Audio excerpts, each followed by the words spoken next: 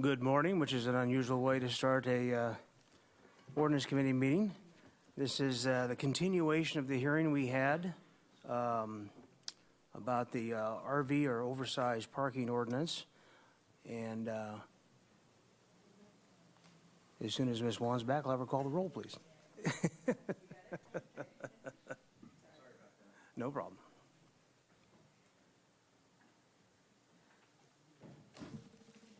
Councilmember Rouse. Here. Councilmember Murillo. Here. Councilmember Hotchkiss. Here. Okay, very good. And this is a continuation of last week's hearing. We did take public testimony last time. We took it in total.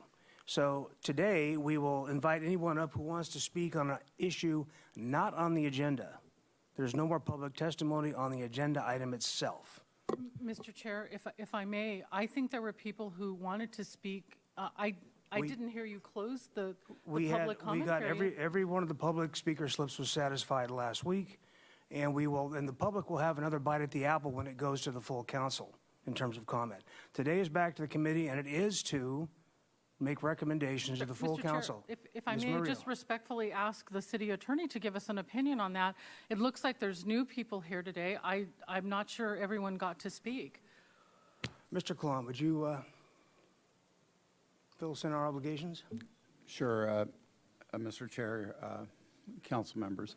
The committee did take all the public testimony last time, so you're within your rights not to extend that. On the other hand, you can, if you wish, allow additional testimony. All right, well, I guess I'll leave it to the pleasure of the committee. So, If I guess, Mr. Chair, I would ask if anybody is out there that didn't speak and wants to speak, then we certainly have to open the floor for everyone to have their voice heard. well, we don't actually have to do that because we did have a full hearing last time, and we did satisfy all the speaker slips, and it was continued only because we did move to satisfy all the speaker slips. So the committee needs the time and the ability to deliberate and to make a cogent recommendation back to council. But I will hear from the committee members. Mr. Hotchkiss, do you have an opinion? It looks like there's one speaker. I think I have the floor. We have one speaker, is that correct? Two so far. So far, if we allowed those two and cut it off at that as of now, can we If do that's that? the pleasure of the committee, then we'll Thank do you, Mr. that. Hotchkiss. Go ahead and do that. Okay, very good. Just those two. All right. And then the public comment will be closed. We will not accept any more speaker slips after those two that have been submitted. Once again, bearing in mind that we did take this testimony last week. Kath Webb, you have 2 minutes, please. Thank you very much for letting me speak today. I'm talking on behalf of Worth Street Reach. In November, without notice in the press or anywhere else, the council approved to expand no RV parking all over downtown and outward. No plan or thought was given to what this would mean for RV tourists or the families who live in emergency housing RVs. We consider RV dwellers homeless, but we consider that you might consider RV dwellers homeless, but we consider them in emergency housing, safe with locked doors. RV dwellers are many families, mature women avoiding assault and rape, and I've spoken to some of these women, and couples. Many work but can't afford our extremely high rents. Other cities we've researched gave a 30-day notice in the press, put warning signs on RVs in city limits, had backup plans for tourists by preparing parking for them, posted it on their websites, and notified agencies that serve RV clients.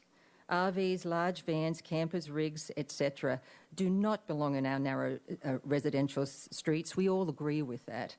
But they've been here for many years, and it's really the rush without plans leads to potential lawsuits for the city, and it's certainly an extreme hardship for these people when they're having to pay money to get their RVs out of lockup. And I work for somebody who puts a lot of money away to help those people. The last time this issue arose, a roundtable gathering happened and Safe Parking program came out as a solution. Safe Parking, which is now being emulated by other cities nationwide because it works. This city has been known to be artistic, compassionate, creative in finding solutions. It would be wonderful to have a plan, not criminalisation of a community in RVs, but a plan. Can we be creative in our approach to find solutions for our RV owners, RV tourists, and other large vehicles? Here's what we're asking. We're asking for leniency and time. We formed a task force called Wheels Liaison and have set up meetings with all stakeholders. We desire to have You roundtable need to wrap up, discussions please. to find solutions with the city and the county whom you are now affecting. We'll use this summer to be productive. We will come with our ideas and solutions to share them with you. Meanwhile, please allow RV dwellers to go back to industrial areas where they're not disturbing residents. Consider supplying more assistance to the safe parking program so they can expand. And please post something for RV tourists who are getting Ms. very Webb, angry. we're way over time. Thank you very Mr. much. Hotchkiss does have a question for you. Yeah, no, I don't have a question, just a comment. I would like to say for the record, there's nothing new in what you said. You'd sent an almost verbatim email, so, I'm representing a lot of people who... yeah, well, still, that's it. Thank you. Okay. Okay, I've got Thomas, I'm sorry, I cannot pronounce the last name. It starts with a G. You went to the restroom. Okay, well, that we'll close public comment and we'll move on to the staff presentation. And Mr. Colon, do you have excuse me, are you Thomas? Okay, come on up. You got 2 minutes, and then we'll get going here. I'm sorry. Thank you for letting me come in. I know I can understand your plight in the city of the RVs and parking in the residential areas. I think there's a lot of families out there that we don't recognize that are actually in these motorhomes that are a little bit longer, that aren't seen, that aren't heard of, that don't make a problem. With the ordinance, if you're changing to the size of them, we got to have a place to put them. There's got to be a place for them to go. I'm a single father. I'm in the predicament now. It will change. I go back to work soon. But without a place to go and leave our RVs, go off to work, there's got to be a place for these people to park them, And I can understand, and it's not in a residential neighborhood. And you have the problem with the homeless on State Street, and I do understand that. It's an eyesore. There's several of them that I see myself. But if we don't have an answer for what to do with them, we got to come up with an answer. There's a lot of them that people that are actually born, raised, went to school here, that are elderly, handicapped, and I know they park in handicapped spots. And if we change the size of them, that means you're making the handicap parking space smaller, which I don't think is a whole nother issue. But we have to consider that they're born and raised here. They went to school here. They went to college here. Some of them couldn't get here because they have no place to park their RVs. They don't ride the bus. They wanted to come, but we have to consider what we're going to do with them. And I would like you guys to consider some kind of answer. We can't just kick them out. We can't just send them on their way. They live here. This is where they pay their taxes. Their kids went here. There's not just a bunch of vagrants living in their motorhomes everywhere. We have to consider that they're taxpayers. They vote. Thank you. Mr. Chair, may Okay, I ask the Ms. speaker? Murillo? Sure. So, sir, some other speakers are asking for a task force or a community discussion. Are you willing to serve on that? Oh, I would, yes. Oh. We need representatives from people who live in their vehicles to take a leadership role and not leave it to the government and the social service agencies. There are some troublemakers, and we need self-policing within your community. Yeah. But then also we want to hear your voice on solutions. So I'm glad you're here. And I'm urging people to take a leadership role. Okay, I understand. Thank you. Thank you. Thank you. Okay, so we've exhausted public comment. We'll go to the staff presentation. Mr. Bailey, is it you or Mr. Collin?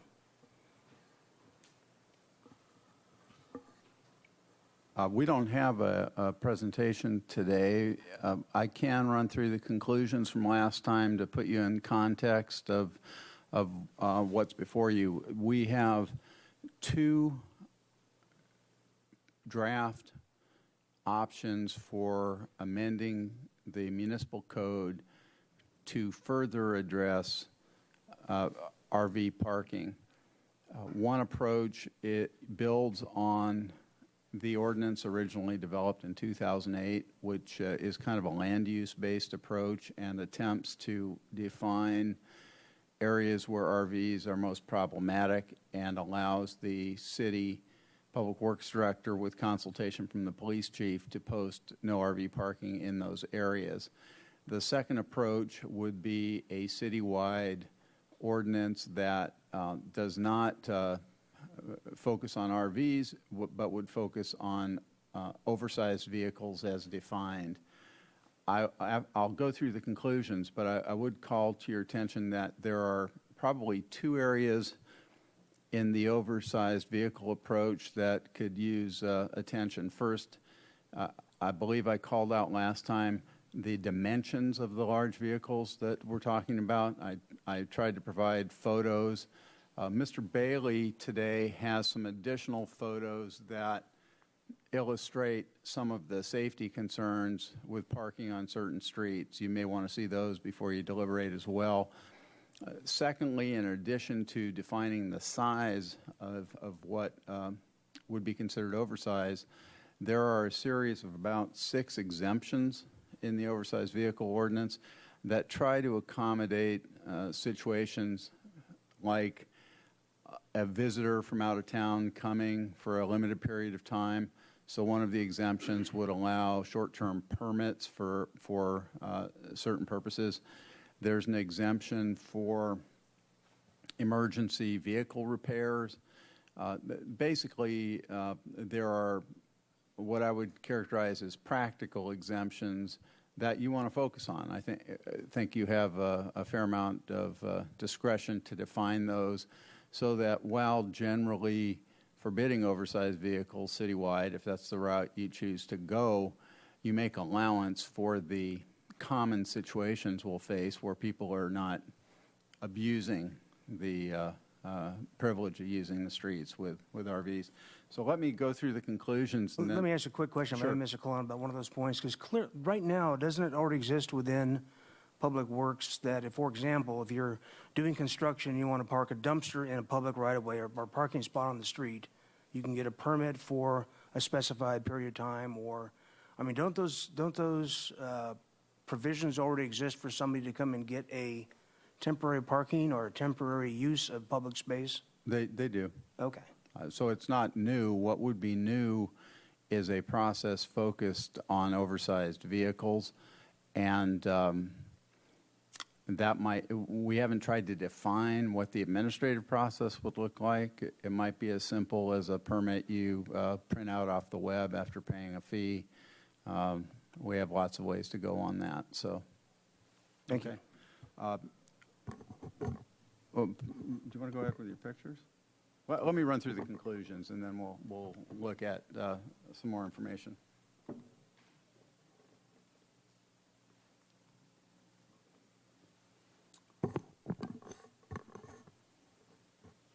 Okay. I believe as a matter of law, you have the authority to regulate RV or oversized vehicle parking using either of the two approaches that we put in front of you. There may be other approaches. I'm open to your creativity. Either way, signposting is required. Let me elaborate on that for a second, because the law is relatively ambiguous there. The law says that there has to be adequate notice provided by signage. It does not define what that means. So the city tried in the first go-round in the early 2000s to post only what it thought were the entrances to the city. The Court of Appeal said, you haven't produced any evidence that that's adequate notice. So the Court of Appeal did not say that posting the entrances only is unlawful as a matter of law. I think you can infer from the Court of Appeal that posting the entrances only would probably not be enough. The Court of Appeal also did not say you have to post every block face. So there is conceivably a lawful happy medium in terms of signposting that could address RV parking.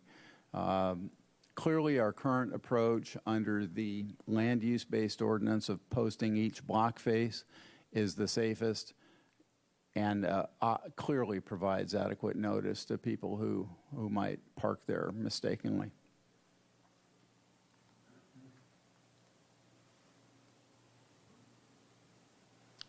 Okay, the locational or land use-based approach is consistent with what happened in 2008. That might be an advantage, it might not be.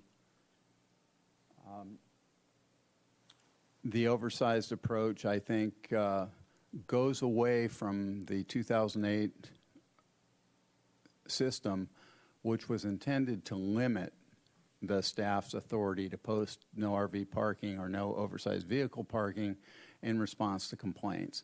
So you have to look at 2008 as an effort by the council as a matter of policy not to give staff a blank check, but to define pretty specifically when and where no parking signs could be posted. So the oversized vehicle approach, by establishing a general prohibition citywide and allowing the staff then to determine when and where to post, grants the staff considerably more flexibility than it has under the existing ordinance.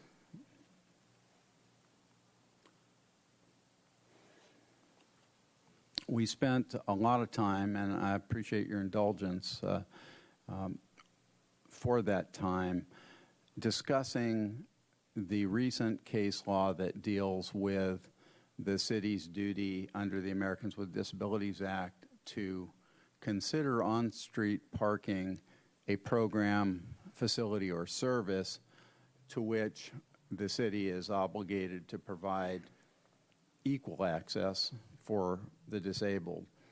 We don't have any court-made or regulatory-made guidance on how to implement that. So we're really shooting in the dark. I did put up a slide that included some draft proposals from the United States Access Board. That's the administrative body charged with implementing the ADA. And in general, the approach they took was to say that depending on the size of the block face, you would need to make accommodation for disabled parking to a certain degree. So it was a kind of quantitative approach. My biggest concern with access is around what I would characterize as essential facilities. And this is where some commentary on the existing ordinance is unavoidable. The existing ordinance features as areas where no RV parking can be posted places like schools, hospitals, churches, and there is a school of thought that access to those kinds of facilities is really the most essential kind of access that ought to be preserved for the disabled. So we really have a difficult question to answer about how to resolve that. Now, I am presuming, without legal authority yet, that an individual's choice to pilot a large vehicle and be disabled is something we need to accommodate in some manner. The courts have not said that the rights under the Americans with Disabilities Act extend to a choice of the kind of vehicle you want to drive. So I can imagine a court being less willing to create a right to park any kind of vehicle you want because you're disabled. That's certainly the path that the California courts have taken so far, but we don't have any precedent on that question. So that's, I'm confessing a kind of a legal presumption I'm making in raising this in the context of oversized vehicles, raising Americans with Disabilities Act in the context of oversized vehicles. I've already covered the issues that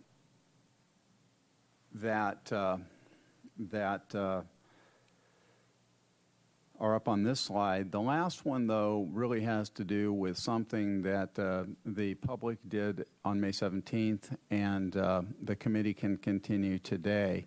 I think there is, at least implicitly, a burden to establish the reasons for going forward with this kind of regulation. Clearly, the reasons can't be or can't include that we don't like the people occupying those vehicles. The vehicle code authority is not a proxy for unlawful discrimination. It does allow you to regulate vehicles, but in crafting your direction, I think it's important that the rationale be explained based on the nature of those vehicles and the issues they create.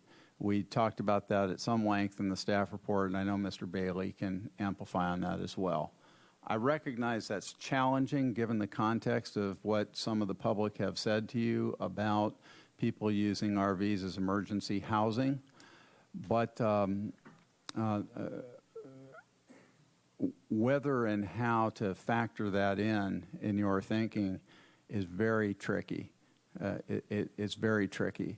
Now, having said that, the committee is aware, and I want to highlight that the community through the City Council following the settlement in Homes on Wheels 1 made a very earnest and I think extensive effort to provide off-street parking for recreational vehicles in a couple of contexts.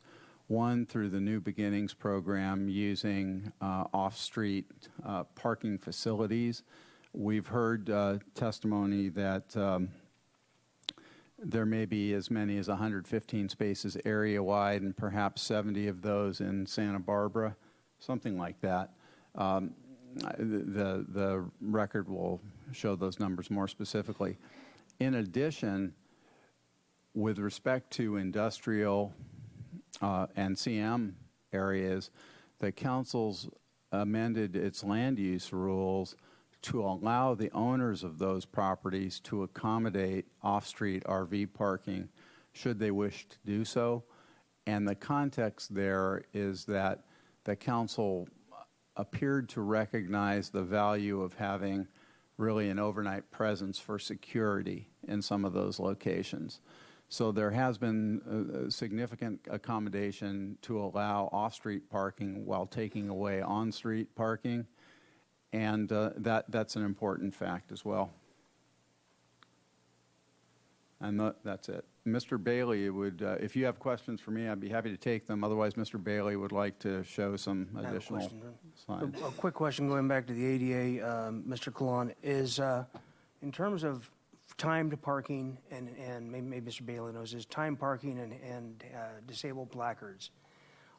Do disabled placards still have to adhere to the time parking limits, or are they able to park unlimited?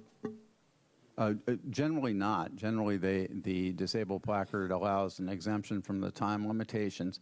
There is a specific context where that's not true. I mentioned last time a case out of Camarillo. In that case, the court said that a disabled placard did not exempt a vehicle, and I don't recall honestly whether it was a recreational vehicle or a car, but it did not exempt a vehicle from the unposted 72-hour limit in the code. So we know that a disabled placard does not allow you to park indefinitely on the city streets. And as I mentioned last time, Santa Barbara does have a 72-hour parking rule that I believe is enforced. Well, that'll be interesting. It'd be essential to make clear, because I have 3 separate cases where the vehicles may not even be occupied as far as anybody knows, but they're being stored. But they're being stored with disabled placards. And the assumption is they have carte blanche. And it'd be nice, out of this process, hopefully, we'll have a public dialogue and some clarity so that everybody understands exactly what is and what isn't. Yeah, at the end of the day, I'm going to have to take a stance on what the city's obligations are there. And and depending where you go, I may want to do some more analysis. It is unfortunately ambiguous, and there's little case law. Thank you. Ms. Murillo. Thank you, Mr. Chair. So just to the point you were just discussing, so you're saying, because I've heard from people with placards that if there's a green curb, they can park there and put their placard, right? And the question is, how long can they stay there? Yeah, and I don't believe it's time limited. If I read the vehicle code correctly, there is another issue that has been raised by some of the advocates, if you will. The city does not permit RVs or large vehicles to use the blue curb areas in the zone generally seaward of the 101 between the end of the Bird Refuge and Castillo, where the Homes on Wheels settlement permitted the city to exclude RVs with only perimeter posting.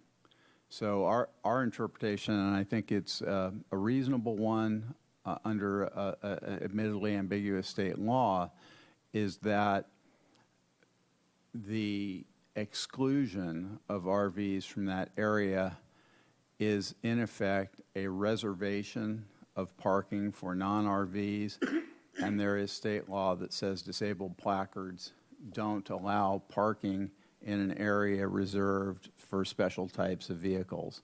I referred to that last time as treating our exclusion as in effect a reservation for everybody else. It's a tiny little legal point, but you never know what's going to matter. Right, and that was actually one of my questions, because I watched the video last night to remember what you said specifically. So there is a conundrum. I'm not sure if that's the right word, but the disability law says we need to make accommodation, but the state vehicle code gives us permission to limit where RVs can be. Did I get that right? That's correct, and no court has connected the dots between disabled parking rights and recreational vehicles yet. Okay. And then your last slide, you were trying to make a point, I think, about the discrimination, perhaps. Why is RV parking harmful in those locations? You were saying, if I heard you correctly, we cannot say we don't want homeless or poor people. We're not objecting to them based on their socioeconomic status. Am I? Right, and I'll take a minute to explain something I've talked to the council about in a limited way so far. The burden on the city in that regard has increased dramatically in the last 5 years as a result of federal appellate cases in the Ninth Circuit, and they arose from very unfortunate situations. There was a case out of Newport Beach where the city approved an ordinance regulating group homes typically being used for drug and alcohol rehabilitation. The community came out in strong opposition to that, and it was clear that the community opposition wasn't based on the land use characteristics of those homes. It was based on fear about what the recovering or not recovering occupants might do in the neighborhoods. And the Ninth Circuit, for the first time I'm aware of, said that the city council, by allowing that kind of testimony, not even parroting it, but allowing it, could lead the court to infer a discriminatory intent. Now, Newport Beach, there was a council member who was actively raising that issue.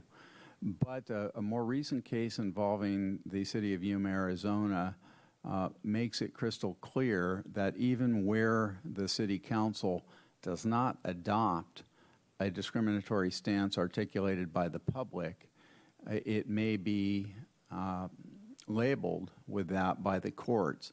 So what I've counseled is that, and and I say unfortunately for reasons I'll explain. What I've counseled is that you as city council members have an affirmative duty now to disclaim improper motives when they are raised by the public. I say unfortunately because the traditional law was based on separation of powers. The courts always said, we don't inquire into the motives or reasons for legislation beyond what the city council says in its findings. And the reason is separation of powers. The courts are not supposed to substitute their judgment for that of the legislative branch. They say it in a lot of ways, but the one way it's described is that the courts are not there to assure the wisdom of ordinances. They rely on the voters on election day to decide whether you as the city council have acted wisely. Well, in the context of those Newport Beach and Yuma cases, the federal courts of appeal, at least, are going a dramatically different direction. They're saying not only will we look at your individual motives for passing a law, we will infer those motives from what the public says. So I don't know how to fix that. It's a very difficult trap the Ninth Circuit has set for us. I think the best way to address it is when clearly unlawful, discriminatory motives are presented by the public, I think the council should disclaim those on the record to handle that situation. Mr. Hotchkiss. Oh, you're done, Ms. Maria? Yeah, Mr. Hotchkiss.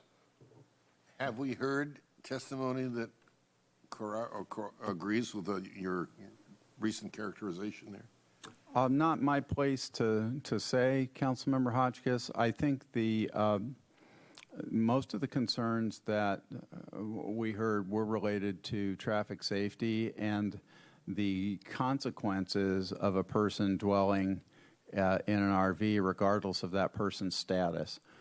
So I think to the extent we are dealing with the reality that the streets are not designed for permanent occupancy or even temporary occupancy. They don't have sanitation facilities. There's no garbage collection. There's no water, no utility access. To the extent we're dealing with those kinds of concerns, they apply regardless of the economic status of the individual involved. Right. And regarding homeless vehicles, does our existing parking program, New Beginnings, address that issue? Doesn't it? I honestly don't know whether it deals with it in those terms expressly. I believe it was designed to accommodate people living in vehicles. Whether it more specifically is actually an attempt to transition people from that to another. So, and that does have city support, but that's not an issue here. Although that is an issue at some point, or a program at some point we should try to improve or encourage. But right now, we're dealing entirely with the size of the vehicles and how it affects safety and health and safety. Correct? That's our staff recommendation. Ms. Mario. I'd like to follow up on that line of questioning, Mr. Kalan and Mr. Chair. Thank you, Mr. Hotchkiss, for bringing it up. What I think is happening that we don't see, which is behind the scenes, people are calling Public Works or the police department, and they may be saying, I don't want homeless people on my street, and we're putting signs there. And so we're not part of that process, but our city, unless we have a transparent process by which someone makes a complaint, it's reviewed in a public manner so that we know we're not putting a sign there because the person doesn't want that kind of person in front of my house. I think it may be happening. And if what you're saying, if we really should be adhering to this high standard, then we need a different kind of process than what we've been doing. You don't know, Mr. Kalan, do you, how the process happens, how someone files a complaint and the decision is made that a sign needs to go here or there? Well, I'm not going to make the mistake my predecessor did in Homes on Wheels by trying to testify on the evidence. All I can tell you is what my experience with it. experience number one was that Homes on Wheels approached the mayor and I about what they alleged was the city practice of treating even a single RV as excessive within the terms of former Section 10.44.205. And we brought that to the council's attention, and the council did two things. You eliminated the prohibition on temporary RVs based on Ninth Circuit case law out of Los Angeles. And then secondly, you added a definition that excessive had to mean two or more. So the staff may have been overinterpreting the ordinance. The council addressed that by defining excessive. The second thing I am aware of is the nature of the complaints that have come across my desk, and you can document this with email and some of the testimony you heard last time. The complaints typically relate to two things. The size of the vehicle interfering with transit on the street, and then secondly, the discomfort with having someone living perhaps very close to a fixed residence without the benefit of sanitation. The typical complaint is that, and you've heard it, that there are evidence of human excrement or urine, garbage, noise in some instances. I can't substantiate any of those. I don't have evidence to do that. It would be good if we had evidence to substantiate those kinds of concerns, good from a legal defense standpoint. Do you need to have bodies to prove that murder is a problem? Probably not. So I don't know that the law requires you to prove that RVs are creating a problem, certainly with respect to traffic safety. But if the concern is about the use of public spaces for living areas, we already know that outside the context of RVs, the Justice Department considers it cruel and unusual punishment to impose criminal sanctions on a person sleeping on the street unless there is shelter space available that they're not taking advantage of. That's our existing city policy for enforcement coming out of a lawsuit settlement. And the Justice Department, as I say, has taken that position. So what we've got now is the highest federal law enforcement officials are telling us it's a violation of the Eighth Amendment, cruel and unusual punishment, to criminally prosecute someone for existing where they have nowhere else to exist. Does that apply to RVs? I sure hope not, because it would convert the streets into a de facto residential area. So I don't think that's what the law is. So I don't want you to confuse what I'm saying with the pronouncement of the law. I'm describing the direction that the courts have been moving. Mr. Hotchkiss. Could we see the additional kinds of vehicles that Mr. Bailey had prepared? Mr. Chair, Councilmember Hotchkiss, we just have a few photos here to illustrate some of the types of traffic safety issues that might arise from larger vehicles being parked on the street. And actually, before I show you those photos, I just want to respond to a question from Councilmember Murillo from last meeting. You had asked what types of collision or what collision data do we have that demonstrates that RV parking on the street is a problem. And unfortunately, the collision data that we have doesn't capture the types of vehicles in that much detail that we can say an RV caused, being parked on the street caused X number of problems. All I can do is say we have X number of collisions in the city, and large vehicles could have been a contributing cause of that type of collision. So what this little pie chart shows is what we call single vehicle collisions in the city. We generally have about 1,000 collisions per year documented in Santa Barbara, and about a third of them involve moving vehicles crashing into typically parked cars. And a contributing factor to this type of collision is our constrained driving environment that we have in Santa Barbara. We have narrow streets. So certainly when larger vehicles park in the street, there is less room available for maneuverability. And so that could be a contributing type factor. So how do we address all these collisions? Well, we try to create more maneuverability room on our streets. That's one thing we can do. We also know that there's about 250 sideswipe type collisions per year in the city. And again, I can't say how many are caused by large vehicles, but large vehicles being parked on the side of the street could be a contributing factor. And some of these photos that I have will show you how that could be a problem. This is an RV. This is on Santa Barbara Street next to the county courthouse. RV, it's a larger vehicle, so it sticks out into the traffic lane a little bit further than a typical passenger vehicle would. And this is the type of behavior that we observe other drivers as they're maneuvering past a larger vehicle parked on the side of the road. You can see how much further a larger vehicle sticks out into the street than a typical passenger vehicle. And so the drivers going past, they compensate by squeezing over.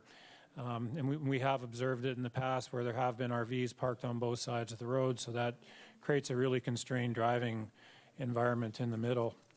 And Mr. Bailey, if I might add, that egress for a passenger in that RV would be on the right-hand side, would it not?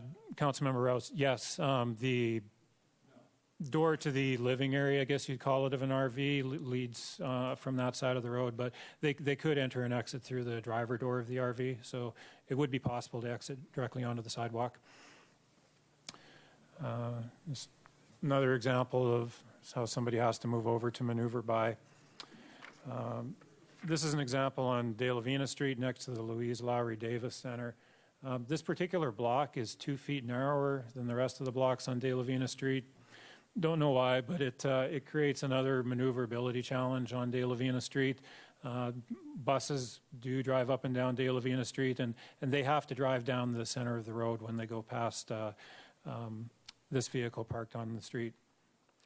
And finally, just from a safety and maneuverability perspective, this is on Haley Street, and obviously there's not enough room in the parking lane to accommodate large vehicles, and that vehicle is sticking pretty far into the bike lane. That being said, not all streets in Santa Barbara are bad for larger vehicles parking.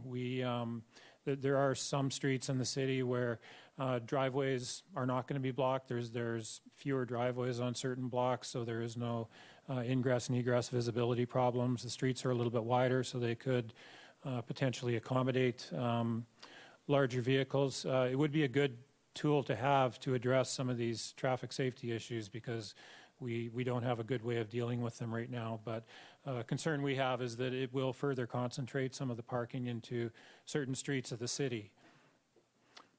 Ms. Mario. What would be a good tool, you said? One of the proposed ordinances, if it were to be passed, it would give Public Works a tool to address some of the issues that are raised by larger vehicles parking on major streets in the city. We don't have a good way of dealing with that right now. I thought the city council voted on that in November, was to give the public works director and the police chief authority to identify where there were public safety and traffic issues. No, I didn't get that right? No, that, Councilmember Murillo, that was the direction to the committee. So when I believe Ms. Webb commented on that the council's not taken any action to modify the 2008 ordinance except to define excessive and delete the definition of temporary RV. Okay, because I think there's been more signposting since November. That was what we're hearing from the street. So, Mr. Bailey, I do appreciate your visuals, and I'm not going to argue that large vehicles don't cause that kind of, the streets are narrow already, right? I mean, you said that yourself. But you also said that the police reports or the records don't say when it's an oversized vehicle, but that contributed to some problem or some crash. But you're drawing a conclusion that large vehicles do cause some of the problems? Councilmember Maria, we can't say whether or not they are. Oftentimes what we're faced with when we're trying to pinpoint what a collision problem is we look for countermeasures based on the conditions that we find on the street. So, for example, the intersection of Santa Barbara and Figueroa Street, in the vicinity of that intersection, that intersection in our most recent collision report, that intersection was number one in the city for the type of single vehicle collisions that I was talking about, where people are crashing into parked cars. So what we do when we look at that intersection is we try to see, well, what characteristics and what physical conditions are in the vicinity of that intersection that could be causing people to lose control, smash into parked vehicles. And what we know is it's a narrow street. It's 36 feet wide. And there have been in the past some larger vehicles that park in the vicinity of that intersection. So it could be a contributing factor. We don't know for sure, but when we try to address collision problems, we try to address the potentially contributing factors. Thank you. Mr. Hotchkiss. Thank you. Just practically speaking, anytime there's a big vehicle, whether it's an RV or a UPS truck or whatever, parked near the end of a block face, that, at least to me, sort of makes me realize, gee, I can't really see what's coming up at the intersection. And that could be a pedestrian or somebody, if you're going one direction and somebody is going to turn left, they can't see whether a car is coming. All of those are hazards that I would like personally to avoid. One pedestrian death is one too many as a result of this sort of thing. I realize must sound unfair to RV owners that we're sort of saying, you know, this is not the best street, not the best city to be parking in because it presents a danger.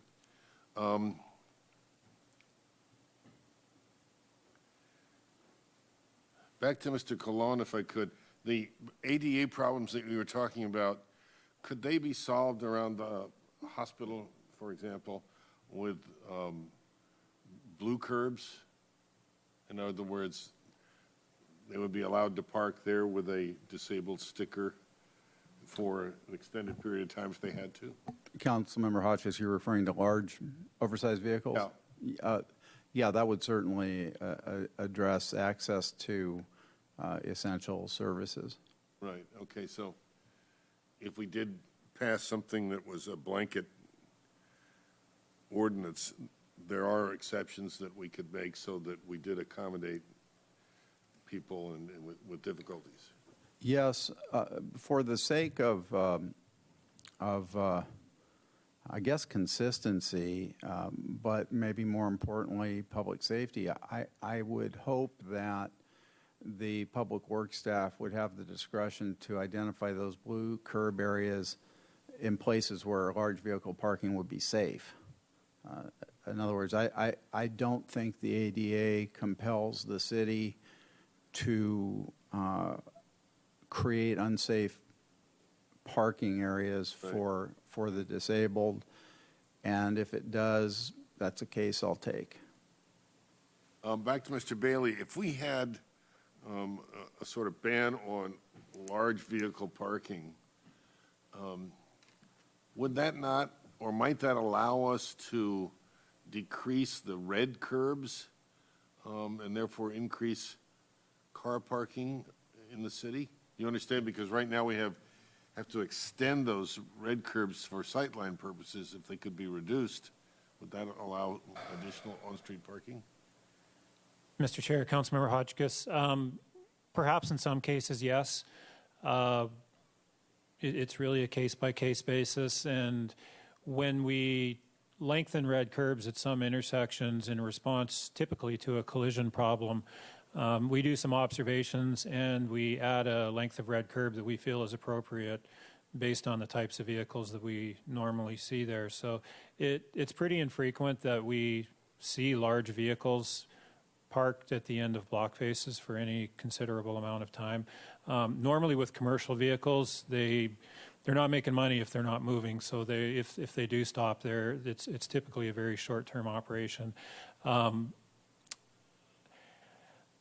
can only think of a few cases where I can recall an RV being the last vehicle blocked or last vehicle parked in a row of vehicles, and it was kind of making the parking problem worse.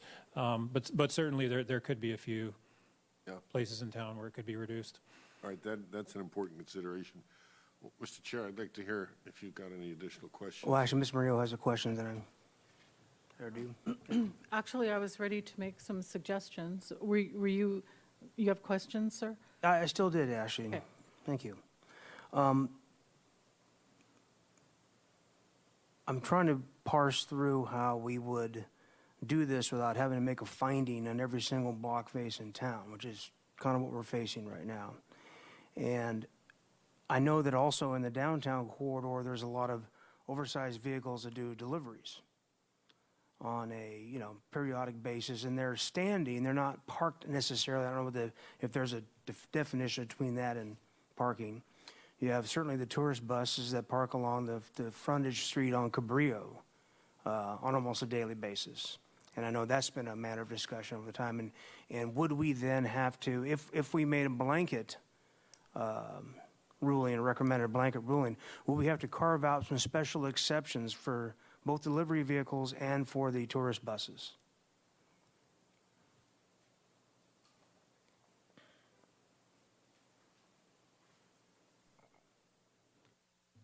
Mr. Chair, let me start with that.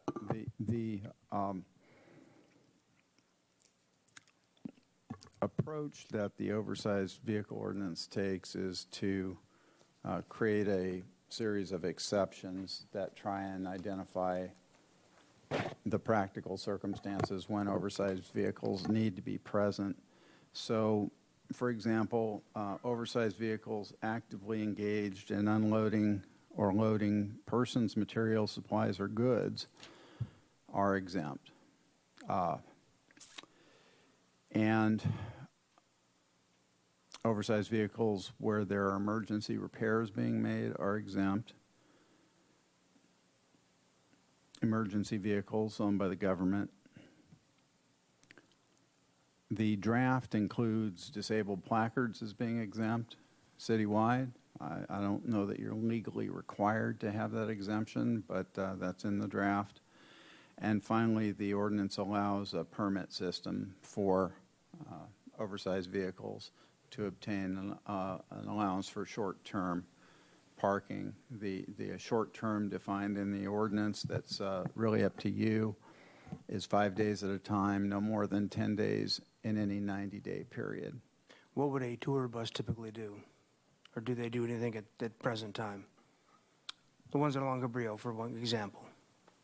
Mr. Chair, those tour buses do not have any type of city permit. We have a tour bus loading zone that's been established on the north side of Cabrillo in between Anacapa and Garden Street for short-term loading. So what they're doing right now is legal without a city permit.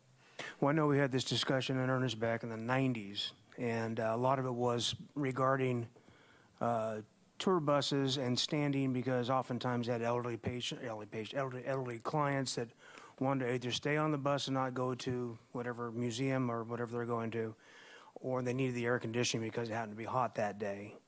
And I didn't know if we'd ever really resolved that, or it just kind of tacitly approved or not enforced. Councilmember Rouse, what is new is that we've recently established a 30-minute limit on that tour bus zone in between Anacapa and Garden Street. And the reason that 30-minute limit was established is because the demand for that curb space exceeds the available space. So what we have had happen, especially in the summer months when it's busy, is the tour buses back up through the intersection at Garden Street. And so there is a tour bus parking zone on Montecito Street, right up beside the freeway. So what we encourage tour bus drivers to do is pick up and drop off your passengers on Cabrillo, close to the destinations they want to go to, and then go store your vehicle on Montecito Street for however long they want to be there, and then they can circle back around and pick up their passengers. So that's all legal. We established that recently as a way to deal with the increased demand that we've seen. And do we have adequate staging there now with Greyhound having moved down to the train station and that and the Amtrak buses as well? We do. We're monitoring it because we just established that loading zone over the winter with the time limit. So as we move into the summer, we'll have to adjust if necessary, but right now it appears as though it's working. Thank you. Ms. Murillo. Thank you, Mr. Chair. So the City of Santa Barbara has an Access Advisory Committee, and that committee is charged with helping us make decisions related to the American with Disabilities Act. And I would like us to entertain the idea of sending the ADA and people with disabilities and people who live in RVs, send that issue to the Access Advisory Committee. They're incredibly thoughtful people. I was the liaison last year. Councilmember Dominguez has taken over that liaisonship since he was elected in January. People are, some of them with physical disabilities, some in support chairs, a couple are visually impaired, and this is their thing. They like talking about these issues. I would like to send this to them to take a look at the issue of how to accommodate residents and people in our city with disabilities and how this would interact with our traffic safety, accommodation around hospitals and clinics and libraries and the places that they are entitled to get to. And the second is that I would like to express my support for Worth Street Reach and having a stakeholder discussion. And I would inform you too, in case you don't know, one of the things that I do as a council member is if I get a complaint about an RV in my district or anywhere else, I will make direct contact with someone who's living in their RV and I'll say, you know what, we've got some complaints. You need to keep moving. And we heard this and we heard that, and people are very nice. The ones who come to the door talk with me. Nancy McCready and I went to Cliff Drive. I went to Valerio Street by myself, and so I've been looking at this problem for a couple of years. And one of the things I did was I talked to Don Olson, who was with our community development department. You know who he is. And he convened an RV task force. This was about 10, 12, 15 years ago. And out of that came the Safe Parking Program, as Ms. Webb was saying earlier. So he told me, this was in a meeting we had a couple of months ago, that every 10 years we should reconvene all the stakeholders, the churches, the disability community, public works, and then the social service providers, like what Ms. Barnes does, who actually works with families. C3H is on the periphery. They have their plate is full. They really don't want to get into the RV situation. But we could talk about people who store cars. Your outreach would help get to the industrial property owners who might accommodate parking daytime or nighttime. Ms. Barnes has consistently been concerned about tourists who come here in their RVs. I don't see the tourism industry and the convention bureau people visit Santa Barbara. I don't see them here today. So those are the types of people that we would bring to the table, right, to look at this broader issue. And the outreach that Ms. Barnes is doing, you've created a flyer, and you could tell people don't park at the corners because we can't see around the corner and it's a safety issue. So there's a lot that we can do before, I think, taking a really extreme measure of banning oversized vehicles in the city. So I think there would have to be some signage. And I'm from the west side, and we got the street sweeping signs. It's street sign litter. At night, it's the reflection, it's just sign, sign, sign, sign, sign, sign, sign. And I don't think it makes my neighborhood look good. So there needs to be a discussion about putting signs all over the city saying no RV parking. So the neighborhood associations need to be part of that discussion. This is an important issue, and I really would like to give Worth Street Reach and they've formed a coalition so that they can start convening meetings and bring everybody to the table and find solutions. And sure, we might end up banning oversized vehicles, but we can't do it without talking about the people that we would be impacting in a very serious manner. Some of the RV owners don't know that Marburg has free disposal. There's another thing that we would be able to tell people. So those are my two suggestions, to give this group some time. Mr. Olson, we'll invite him back to the table. He's still very much engaged in civic activities. And then also to send the ADA aspect to our Access Advisory Committee. And I was hoping I could get some support from one of you gentlemen today. Mr. Hotchkiss. I'd rather deal with the issue now if we can. Mr. Sweeney, you spoke before about problems that you've had in your neighborhood with increased RV parking there and then I think crime around it. Could you come and talk a little bit about that? Have I misrepresented that?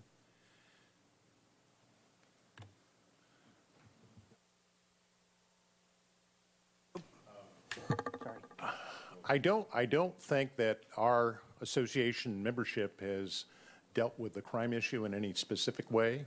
We have just been taking the task of trying to determine what the quantity is we're dealing with folks that are parking on the street.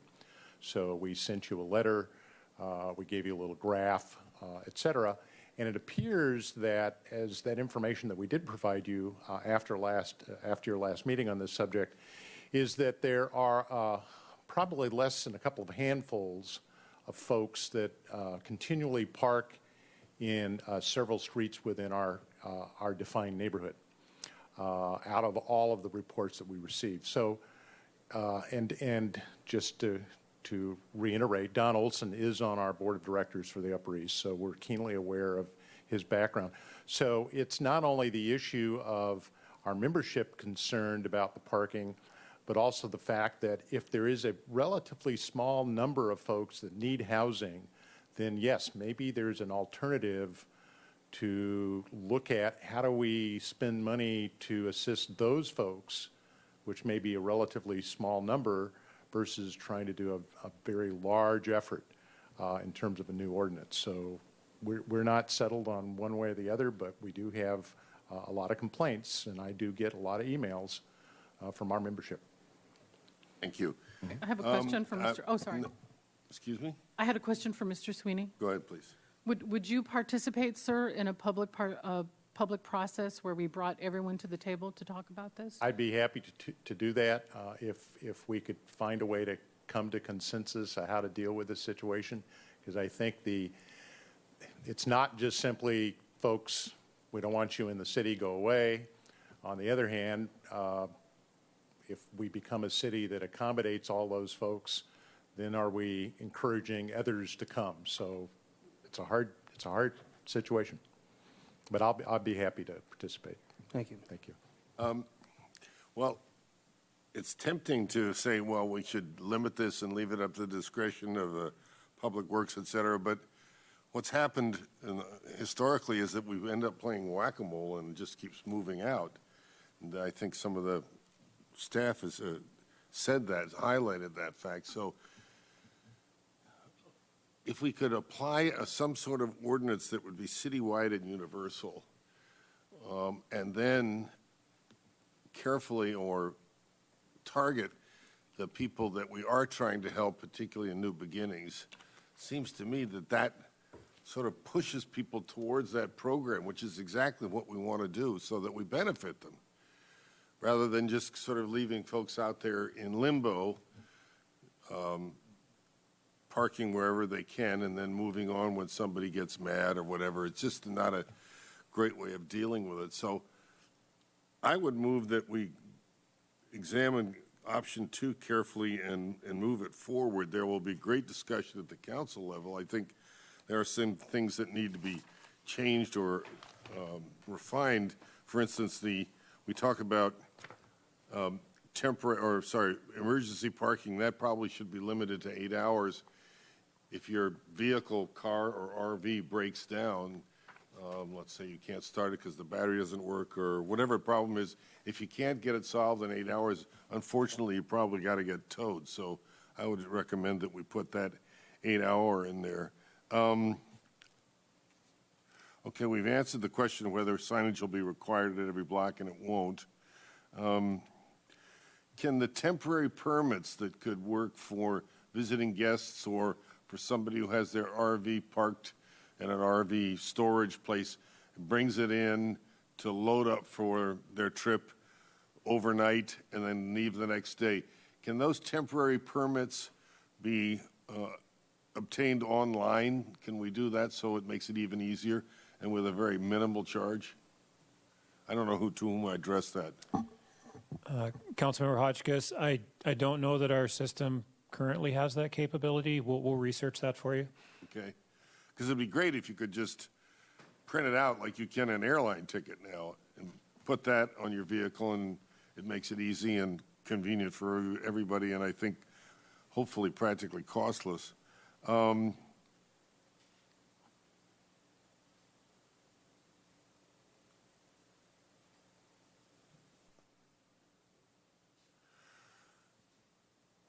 right, I think that covers the things that I'm concerned about right now. So I would like to move option B forward. I don't think I'm going to get, I don't know if I'll get support or certainly not universal support here. But Would you define option B? I've got a stack of paper up here. I'm going, which one are we talking about, Frank?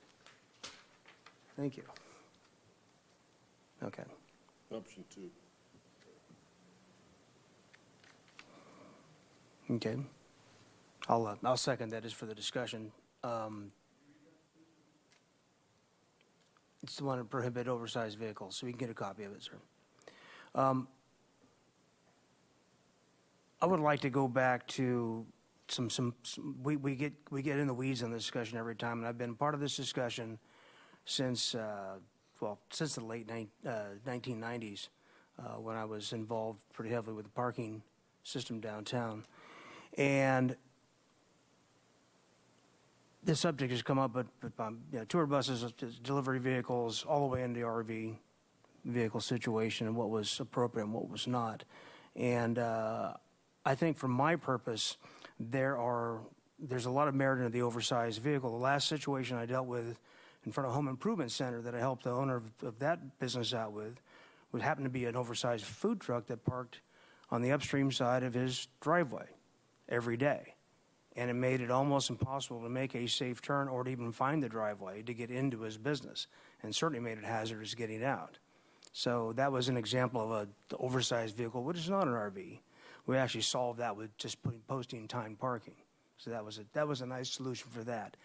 However, an RV with a handicap placard, if they so decided, could store their vehicle there indefinitely, because it's not a no RV park street, so they could be there indefinitely, cause the same kind of issue. Most cities that I've researched and looked at that have these kinds of restrictions about RV parking and ordinances aren't talking about issues of housing or different kind of social structures. They're talking about people who buy RVs, boats, have oversized trailers, and park them in the public right-of-way in the street as a matter of storage.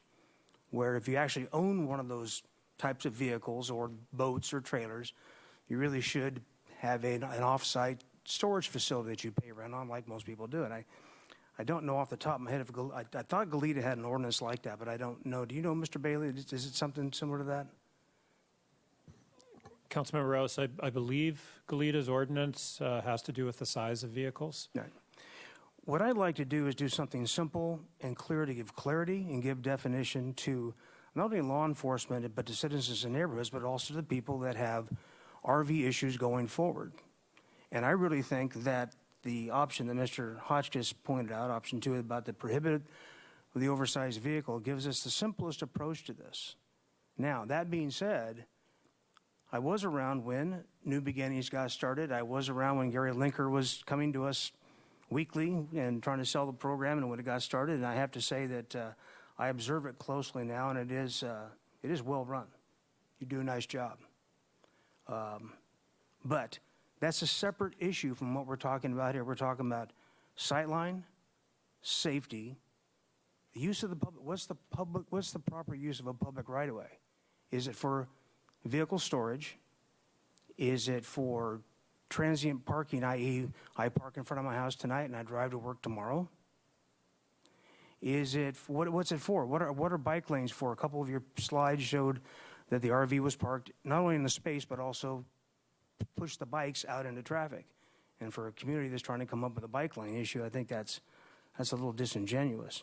So I would like to simplify the issue. I believe that option 2 does, in fact, simplify the issue. We can certainly continue the discussion per your suggestions, Ms. Murillo, which I think are valid and healthy and would be a good public discussion. But I do think the issues, if we keep tying the issues together, we'll never have satisfaction. We'll never have an enforceable law.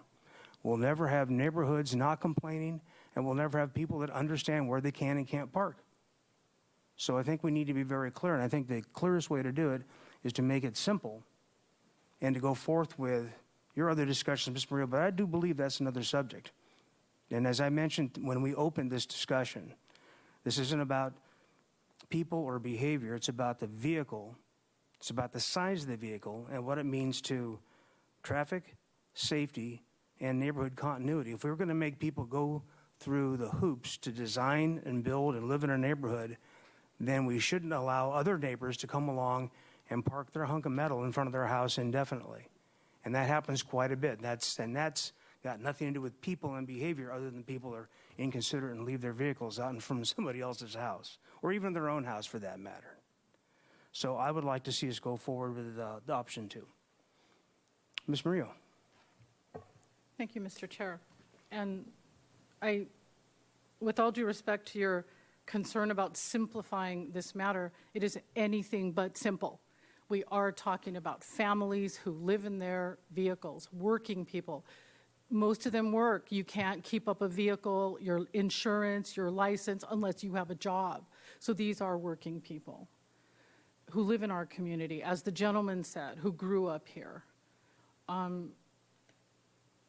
We do need a discussion. I would look forward to a discussion at the city council level, because I think we are talking about people who are inside the vehicles. With all due respect to what you're saying, I will not support the motion.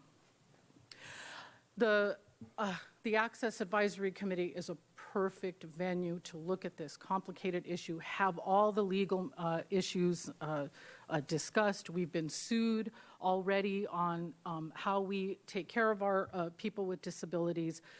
If we go through a process where we actually talk to the people that we've appointed to this committee to deal with these issues, let them look at the issue, and I will continue to pursue that. And I also encourage the good folks in the audience to start convening meetings and see how we can get people together, because there's a lot of layers to it, and you're just going to ban the vehicles. But all the issues are still there. And I was hoping that we would take a thoughtful turn here today where we did it the Santa Barbara way, where we brought people to the table and engaged everyone who has a stake in the issue. Thank you. Mr. Kalan, did you have a comment? Before you are ready to vote, shall I address a couple of things now?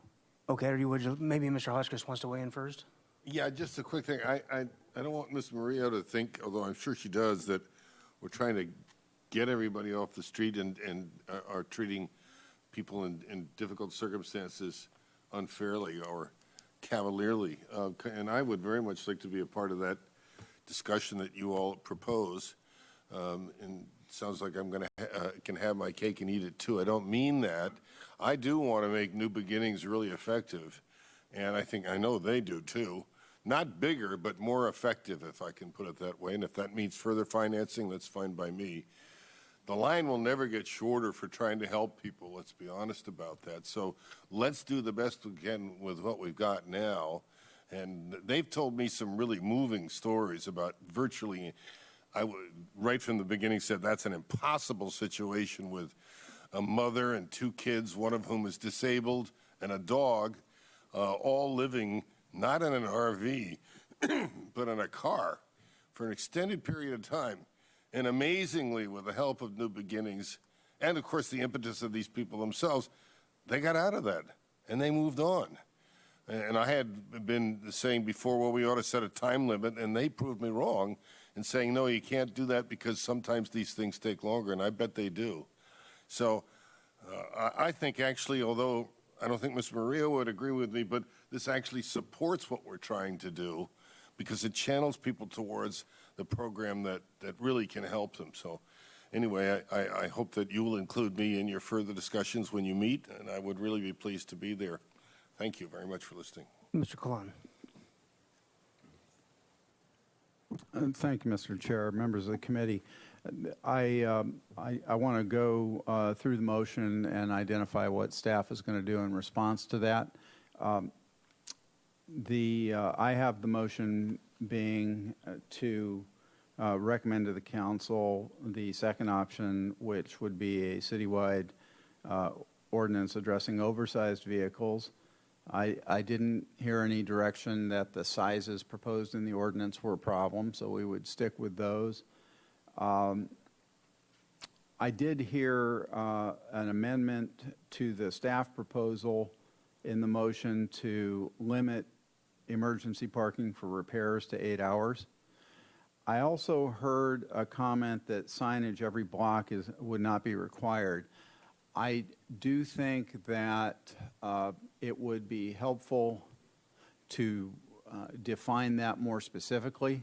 So if we could convert that into a direction to staff to analyze that issue and make a proposal to council about whether we could do less than block face signage, that would probably be best for us to work with.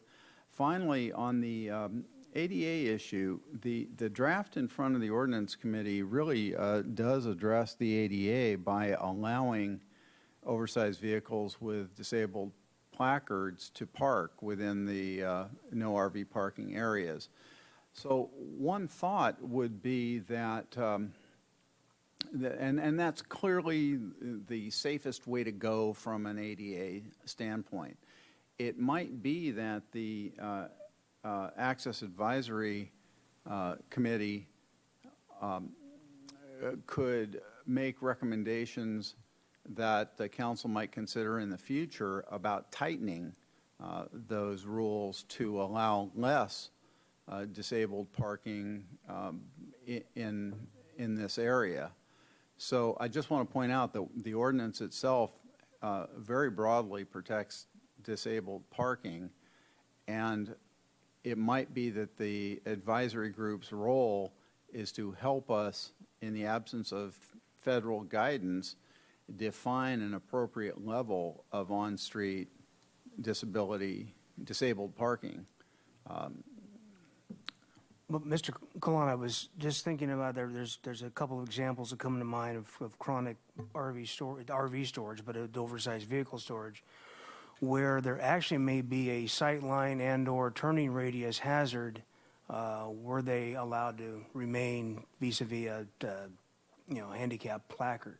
So would there be a provision, or would it be that need to be even spelled out that maybe there needs to be a finding from city traffic engineer that there is a dangerous condition? And obviously be limited to certain areas, but I can think of a couple of places where the one I just brought up about the home improvement center, for example, but there's one on Sola Street directly across from the driveway that was going to feed into the new Corwin housing project. With that vehicle replaced there, it would preclude a safe turning radius. And so are there areas that you would have perhaps a finding that says, you can do this except for, I mean, where would they be restricted, or is that to be spelled out in a later discussion? Well, again, the base case in this draft is that disabled, placard, oversized vehicles are allowed to park anywhere. They are limited to 72 hours. And the alternative you're proposing would be to give staff the duty to identify areas where disabled parking is acceptable because it's safe, so that regardless of the presence of a blue placard, we don't compromise traffic safety. I would suggest that doing it case by case is burdensome. What I would really advise is a process. And I say that because, as I mentioned, the law is too vague right now for me to give you any specific guidance on how many blue spaces you have to provide citywide. I don't know the answer to that. Mr. Bailey can't give you an answer to that. I do think the courts would respect a process, though, that was well-intentioned and well-designed.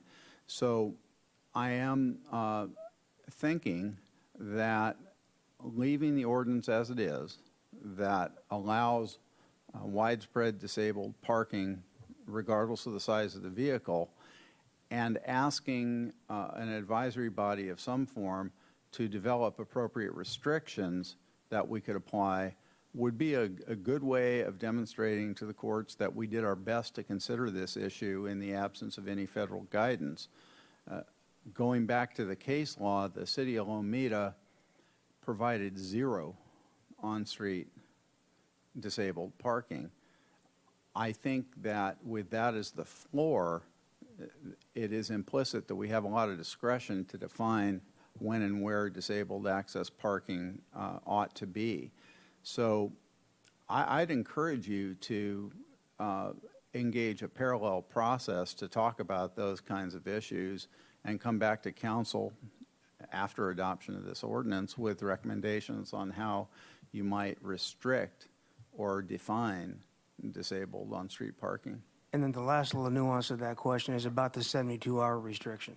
And currently, and I can think of one specifically on the Mesa that's certainly not an occupied vehicle, but the owner shows up just about every 70 hours and moves it just a few feet.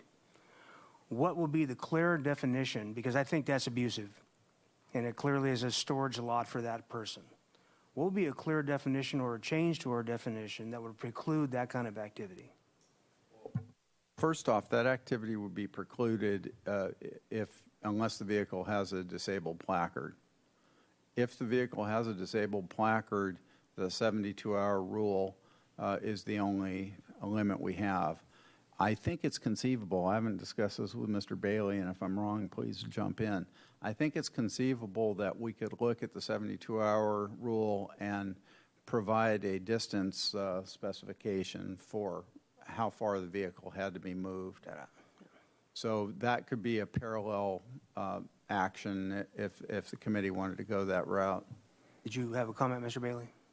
Councilmember Rouse, no. I was just going to agree with Mr. Colon that would be the appropriate way to do it, either not on after 72 hours, not on the same block face or within a certain distance. Mr. Hotchkiss and Ms. Mario. Yeah, quick thing.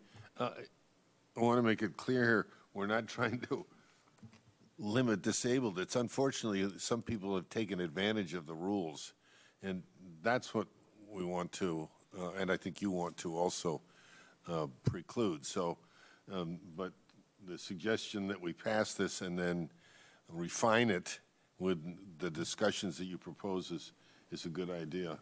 So it's like one bad apple is spoiling the barrel, unfortunately. Ms. Mario? Okay, I thought we did have a regulation where someone had to move off of the block. They couldn't just move it across the street or a few feet. They would get ticketed. They would get ticketed unless they moved. That's what I understood. Maybe that's the 75-minute rule and not so much the 72-hour rule. Okay. Okay.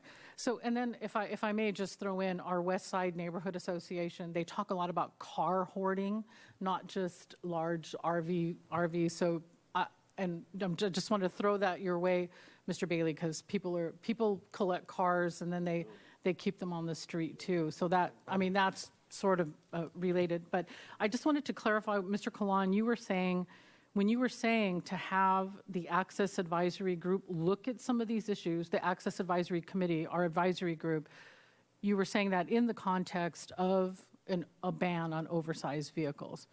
Or you were saying before the city council decides on that, those legal issues should be vetted so that if we're sued, we can say we had a process and we talked to our residents?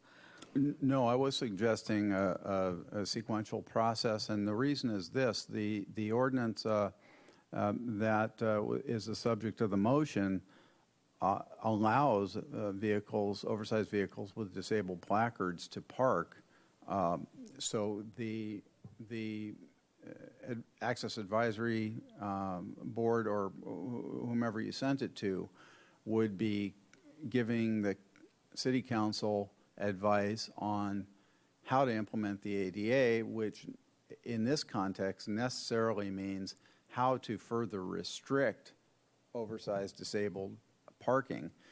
And the reason I suggest that is the absence of any court or regulatory guidance means that we have to make it up ourselves, and using your advisory bodies is a very good faith way to show that you've studied the issue carefully. So you would be starting with very broad allowance for disabled parking and working towards restrictions after this ordinance is enacted. And did I also hear you say in today's discussion and also a couple of weeks ago that you worry that our restriction related to clinics, hospitals, and churches and schools where people with medical problems or disabilities, they need to get to those places. So the Access Advisory Committee would be a good place to take that question? The oversized vehicle draft would solve that problem in the short term by permitting parking in those areas, even if they're in an oversized vehicle. So the existing ordinance 1044-205 that allows posting in certain areas would need to be either modified, repealed, or incorporated in some manner. I say that because I don't want to create a situation where we have to go out and post all new signs where we've already posted. So that means that the existing ordinance needs to be respected in some manner with whatever council does in the future. Otherwise, we end up having to repost the whole world, and that's not worth doing. And you're talking about blue curb or no blue curb, right, with that? A blue curb. Okay. Okay. Mr. Hotchkiss. To go back to the signage question, or the signing, posting question, I think the governing principle ought to be adequate notice, however you determine that. So that's part of the motion so that people understand. Thank you, Councilmember Hotchkiss. And I don't believe that an extensive public process would be very helpful there. What I think would be helpful is a factual basis for the city's engineers concluding that notice was adequate. Going back to the Homes on Wheels case, the court essentially suspected that the city engineer was parroting a result directed by the city attorney. So what we need is some independent factual thinking from your subject matter experts on what's adequate notice. Eric's pretty good at that, I think.